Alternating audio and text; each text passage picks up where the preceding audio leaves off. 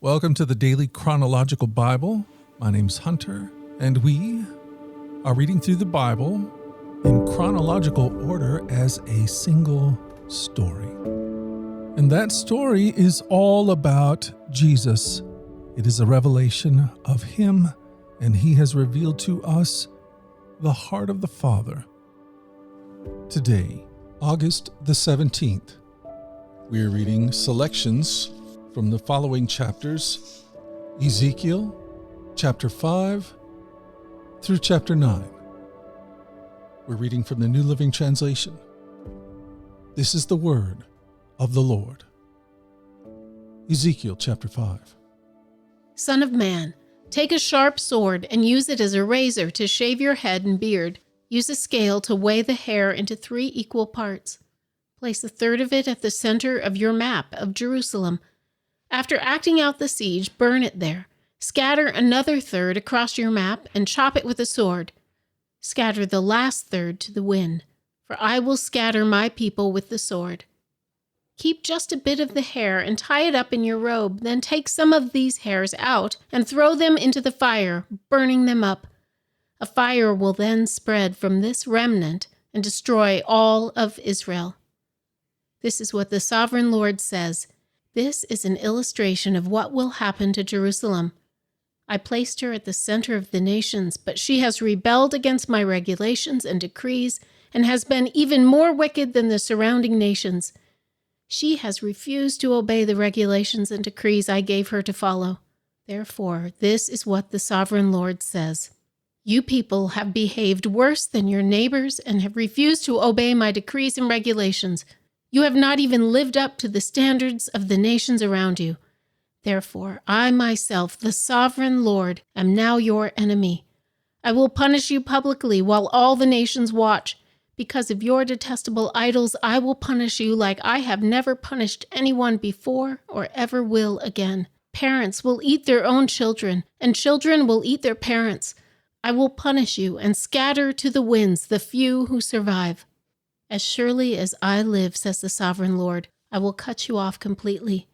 I will show you no pity at all because you have defiled my temple with your vile images and detestable sins. A third of your people will die in the city from disease and famine. A third of them will be slaughtered by the enemy outside the city walls, and I will scatter a third to the winds, chasing them with my sword. Then at last my anger will be spent, and I will be satisfied. And when my fury against them has subsided, all Israel will know that I, the Lord, have spoken to them in my jealous anger. So I will turn you into a ruin, a mockery in the eyes of the surrounding nations and to all who pass by. You will become an object of mockery and taunting and horror. You will be a warning to all the nations around you. They will see what happens when the Lord punishes a nation in anger and rebukes it, says the Lord. I will shower you with the deadly arrows of famine to destroy you. The famine will become more and more severe until every crumb of food is gone. And along with the famine, wild animals will attack you and rob you of your children. Disease and war will stalk your land, and I will bring the sword of the enemy against you. I, the Lord, have spoken. Ezekiel 6. Again, a message came to me from the Lord. Son of man, turn and face the mountains of Israel and prophesy against them. Proclaim this message from the Sovereign Lord against the mountains of Israel. This is what the Sovereign Lord says to the mountains and hills and to the ravines and valleys. I am about to bring war upon you, and I will smash your pagan shrines. All your altars will be demolished, and your places of worship will be destroyed. I will kill your people in front of your idols. I will lay your corpses in front of your idols and scatter your bones around your altars.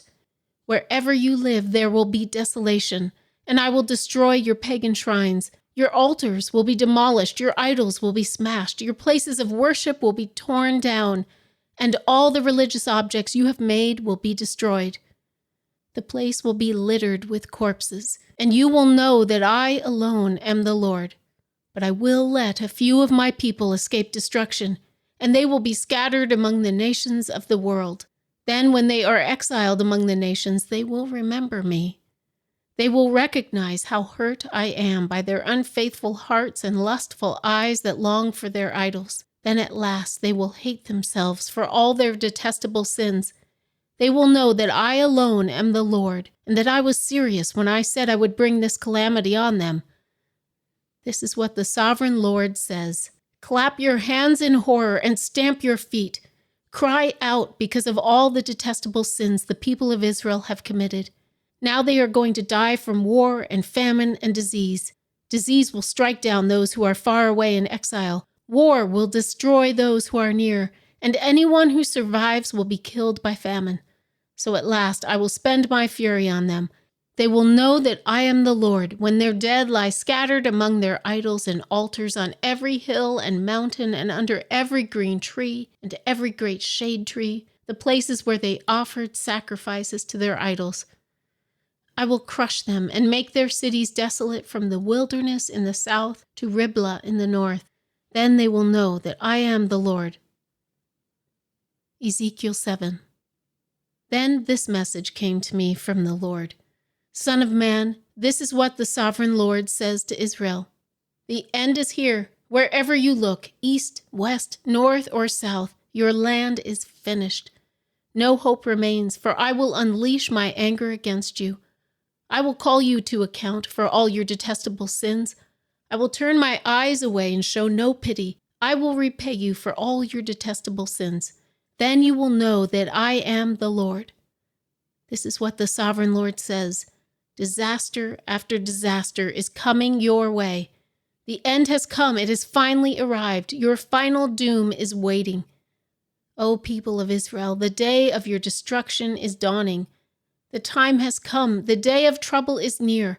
Shouts of anguish will be heard on the mountains, not shouts of joy.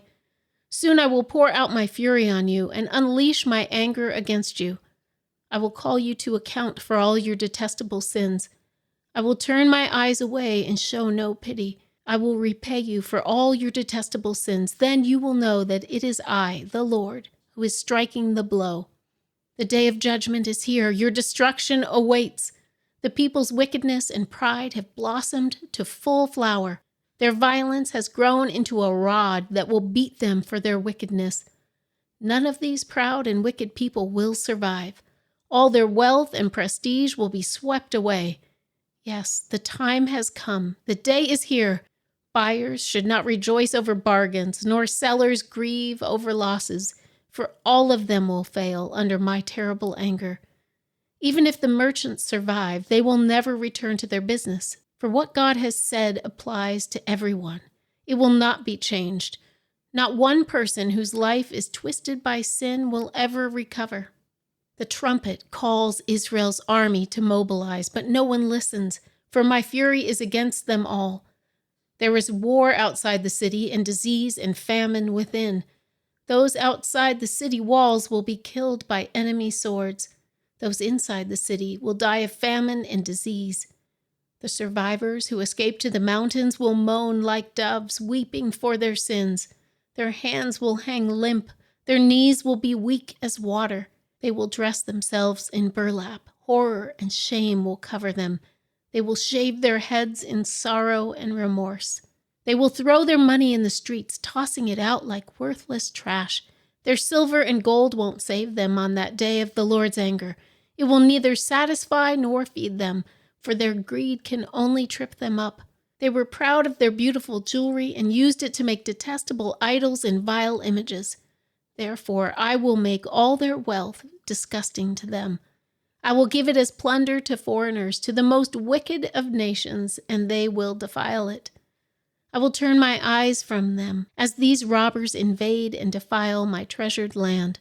Prepare chains for my people, for the land is bloodied by terrible crimes.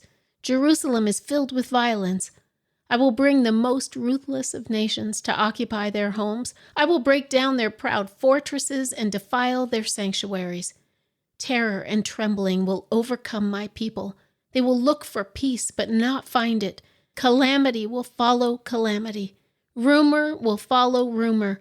They will look in vain for a vision from the prophets. They will receive no teaching from the priests and no counsel from the leaders. The king and the prince will stand helpless, weeping in despair, and the people's hands will tremble with fear. I will bring on them the evil they have done to others, and they will receive the punishment they so richly deserve. Then they will know that I am the Lord." Then on September 17th, during the 6th year of King Jehoiachin's captivity, while the leaders of Judah were in my home, the sovereign Lord took hold of me. I saw a figure that appeared to be a man. From what appeared to be his waist down, he looked like a burning flame. From the waist up, he looked like a gleaming ember. He reached out what seemed to be a hand and took me by the hair. Then the Spirit lifted me up into the sky and transported me to Jerusalem in a vision from God. I was taken to the north gate of the inner courtyard of the temple, where there was a large idol that has made the Lord very jealous. Suddenly the glory of the God of Israel was there, just as I had seen it before in the valley. Then the Lord said to me, "Son of man, look toward the north." So I looked. And there to the north, beside the entrance to the gate near the altar, stood the idol that had made the Lord so jealous. "Son of man," he said, "do you see what they are doing? Do you see the detestable sins the people of Israel are committing to drive me from my temple? But come, and you will see even more detestable sins than these." Then he brought me to the door of the temple courtyard, where I could see a hole in the wall. He said to me, "Now, son of man, dig into the wall." So I dug into the wall and found a hidden doorway. "Go in," he said, "and see the wicked and detestable sins they are committing in there." So I went in and saw the walls covered with engravings of all kinds of crawling animals and detestable creatures. I also saw the various idols worshipped by the people of Israel. 70 leaders of Israel were standing there with Jezaniah, son of Shaphan, in the center. Each of them held an incense burner, from which a cloud of incense rose above their heads. Then the Lord said to me, "Son of man, have you seen what the leaders of Israel are doing with their idols in dark rooms? They are saying, 'The Lord doesn't see us. He has deserted our land.'" Then the Lord added, "Come, and I will show you even more detestable sins than these." He brought me to the north gate of the Lord's temple, and some women were sitting there, weeping for the god of Tammuz. "Have you seen this?" he asked. "But I will show you even more detestable sins than these." Then he brought me into the inner courtyard of the Lord's temple, at the entrance to the sanctuary, between the entry room and the bronze altar. There were about 25 men with their backs to the sanctuary of the Lord. They were facing east, bowing low to the ground, worshipping the sun. "Have you seen this, son of man?" he asked. "Is it nothing to the people of Judah that they would commit these detestable sins, leading the whole nation into violence, thumbing their noses at me and provoking my anger? Therefore, I will respond in fury. I will neither pity nor spare them, and though they cry for mercy, I will not listen." Ezekiel 9. Then the Lord thundered, "Bring on the men appointed to punish the city. Tell them to bring their weapons with them." 6 men soon appeared from the upper gate that faces north, each carrying a deadly weapon in his hand. With them was a man dressed in linen, who carried a writer's case at his side. They all went into the temple courtyard and stood beside the bronze altar. Then the glory of the God of Israel rose up from between the cherubim, where it had rested, and moved to the entrance of the temple. And the Lord called the man dressed in linen, who was carrying the writer's case. He said to him, "Walk through the streets of Jerusalem, and put a mark on the foreheads of all who weep and sigh because of the detestable sins being committed in their city." Then I heard the Lord say to the other men, "Follow him through the city, and kill everyone whose forehead is not marked. Show no mercy, have no pity. Kill them all, old and young, girls and women, and little children. But do not touch anyone with the mark. Begin right here at the temple." So they began by killing the 70 leaders. "Defile the temple," the Lord commanded. Fill its courtyard with corpses. Go!" So they went and began killing throughout the city. While they were out killing, I was all alone. I fell face down on the ground and cried out, "O sovereign Lord, will your fury against Jerusalem wipe out everyone left in Israel?"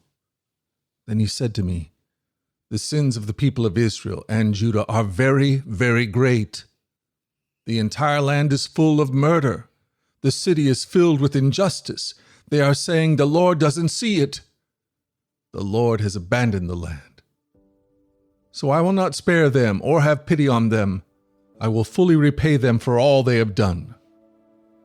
Then the man in linen clothing, who carried the writer's case, reported back and said, "I have done as you commanded."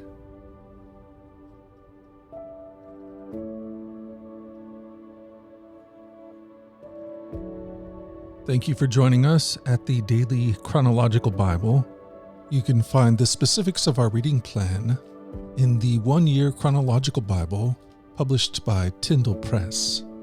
And discover more about our other podcasts at dailyradiobible.com, where people from all around the world come to join us in this journey through the Scriptures, where we allow the Scriptures to point us to the God who is love, the God revealed to us fully in Jesus.